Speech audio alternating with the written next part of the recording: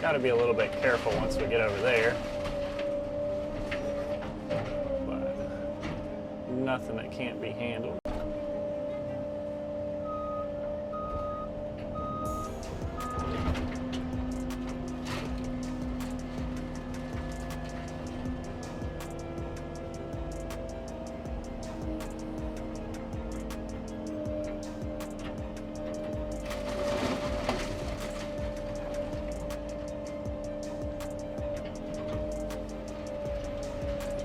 Get all this in there. I'm going to try to make myself a little working room, and here in a second we'll get the trailer back in here and I'll start loading.